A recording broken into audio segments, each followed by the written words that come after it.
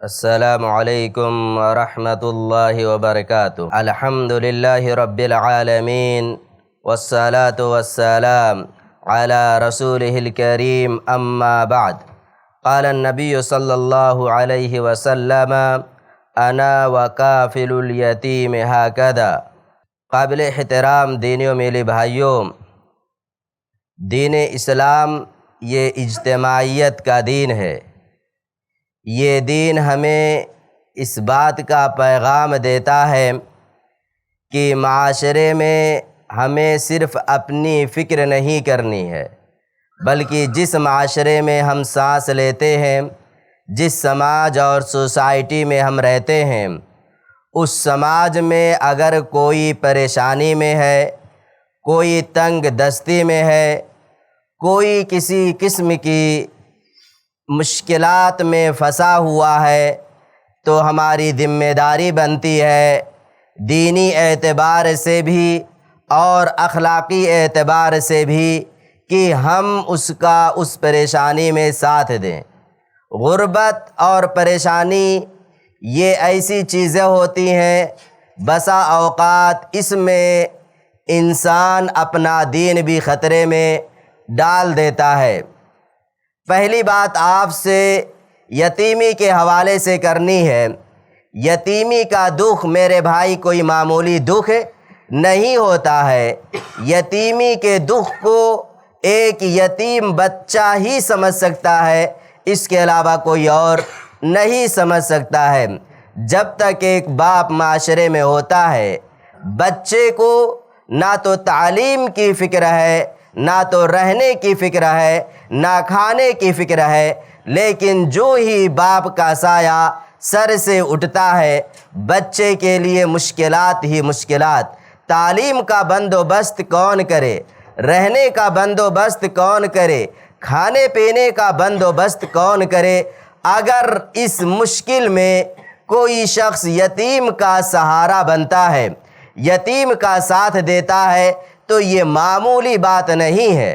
اللہ کے رسول صلی اللہ علیہ وسلم نے یتیم کا سہارا دینے والے کو یا یتیم کی کفالت کرنے والے کی بڑی عظیم فضیلت ذکر کی ہے، اور ایک شخص کے لیے اس سے زیادہ اہم اور فضیلت والی بات کیا ہو سکتی ہے؟ اللہ کے رسول صلی اللہ علیہ وسلم نے فرمایا انا وکافل الیتیم ہکذا، کہ میں اور یتیم کی کفالت کرنے والا یہ دونوں ایسے ہی ہوں گے جیسے یہ ہاتھ کی دونوں انگلیاں ہیں۔ مطلب کیا ہے؟ یعنی اللہ کے رسول صلی اللہ علیہ وسلم سے وہ شخص کل قیامت کے دن جنت میں اتنا ہی قریب ہوگا۔ اس وجہ سے میرے بھائی، اگر کبھی یتیم کی کفالت کرنے کا موقع مل جائے تو اس موقع کو ہاتھ سے مت جانے دیجیے۔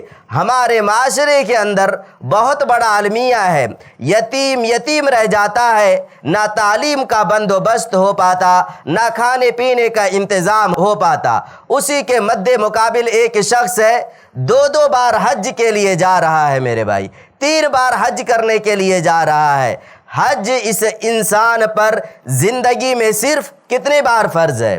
صرف 1 بار فرض ہے۔ اس کے بعد اگر آپ کے پاس اور پیسہ ہے تو حج میں نہ لگا کر کے کوئی یتیم بچہ ہے، تعلیم کا انتظام کر دیجئے۔ آپ کوئی یتیم بچہ ہے، اسے حافظ قرآن بنا دیجئے یا اسے کسی اور کام پر لگا دیجئے۔ آپ نے حافظ قرآن بنا دیا، کتنا بڑا کام آپ نے کر لیا، کتنا خرچہ آئے گا اس پر آپ خود سوچ لو، لیکن آپ نے کتنا عظیم کام کر دیا۔ اسی طریقے سے میرے بھائیوں، ایک بیوہ خاتون ہے، ایک عورت کے لیے اس دنیا میں سب سے قیمتی سرمایہ اگر کوئی ہو سکتا ہے تو وہ اس کا شوہر ہے۔ جس عورت کا شوہر نہ ہو، اس عورت سے کبھی پوچھیں کہ اس عورت کے رات و دن کس طریقے سے گزرتے ہیں، کس قدر تکلیف میں ہوتی ہے۔ اللہ کے رسول صلی اللہ علیہ وسلم نے فرمایا الساعی علی الارملۃ والمسکین کالمجاہد فی سبیل اللہ۔ او القائم اللیل او الصائم النہار۔ دونوں حدیث بخاری کے اندر موجود ہیں۔ اللہ کے نبی نے فرمایا بیوہ کی دیکھ ریکھ کرنے والا، مسکین کی دیکھ ریکھ کرنے والا اس شخص کی طرح ہے جو اللہ کے راستے میں جہاد کے لیے نکل گیا ہو۔ جہاد کے لیے نکلنا کوئی معمولی بات ہے؟ اللہ کے راستے میں شہید کر دیا جائے، کتنا اونچا مقام نبی نے بیان فرمایا، اتنا بڑا اجر ہے اگر کوئی شخص کسی بیوہ کی دیکھ ریکھ کر دے، اس کے اخراجات ادا کر دے، رہنے سہنے کا انتظام کر دے، یا اسی طریقے سے کوئی مسکین ہے اس کے رہنے کھانے پینے کا انتظام کر دے۔ ایک فضیلت یہ، یا تو پھر اسے یہ مقام ملے گا کوئی شخص رات بھر قیام کرے، کتنا زیادہ اجر ملے گا۔ اسی طریقے سے اگر کوئی شخص بیوہ کی کفالت کر لیتا ہے، رات بھر قیام کرنے والے کا اجر ملے گا۔ یا ایسے ہی کوئی شخص پورے دن روزے رکھتا ہے، کتنا بڑا اجر کا کام ہے یہ۔ اگر کوئی شخص بیوہ کی دیکھ ریکھ کر دے تو گویا کہ پورے دن روزہ رکھنے والے کا اللہ رب العالمین اسے اجر دے رہا ہے۔ اس وجہ سے ان دونوں پہلو پر دھیان دینے کی ضرورت ہے۔ ایک تو بیوہ عورت اور ایک تو یتیم بچے، یہ دونوں لوگ ایسے ہوتے ہیں کبھی کبھار یہ لوگ اپنے ایمان کا بھی سودا کر لیتے ہیں۔ مختصراً عرض کرنا ہے، آج اس دنیا کے اندر عیسائیت بڑی تیزی کے ساتھ پھیل رہی ہے۔ آپ نے کبھی غور کیا یہ کرسچن اتنی تیزی کے ساتھ اپنا دھرم کس طریقے سے پھیلا رہے ہیں؟ عیسائیت اتنی تیزی کے ساتھ کس طریقے سے پھیل رہی ہے؟ ان کی ایک بنیادی خوبی میرے بھائی یہ ہے، وہ لوگ ایسی جگہوں کا انتخاب کرتے ہیں، ایسے گھروں کا انتخاب کرتے ہیں جن گھروں میں خاتون بیوہ ہو، جن گھروں میں بچے یتیم ہو، جس معاشرے میں بھوکمری زیادہ ہو، وہاں پر وہ جاتے ہیں۔ ہاسپٹل چارج فری، تعلیم فری، ساری چیزیں فری کرتے ہیں۔ اس کے بعد کچھ دنوں کے بعد وہ لوگ ان کو اپنے دھرم میں، اپنے مذہب میں، عیسائیت میں داخل کر لیتے ہیں۔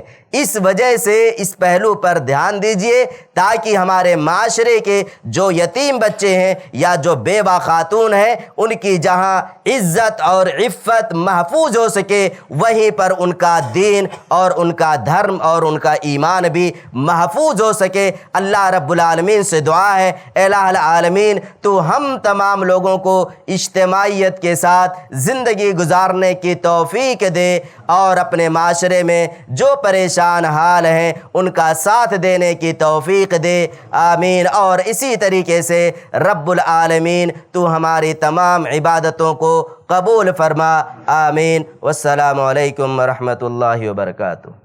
ایسے ہی فائدہ مند اسلامک ویڈیوز دیکھنے اور منہج سلف پر کتاب و سنت کی تعلیمات کو عام کرنے میں ہمارا تعاون کریں تاکہ آپ کے لیے ذریعہ نجات، جنت کے حصول کا سبب، ساتھ ہی مال میں برکت و اضافے کا ذریعہ بھی بنے، آمین۔ جزاک اللہ خیرن۔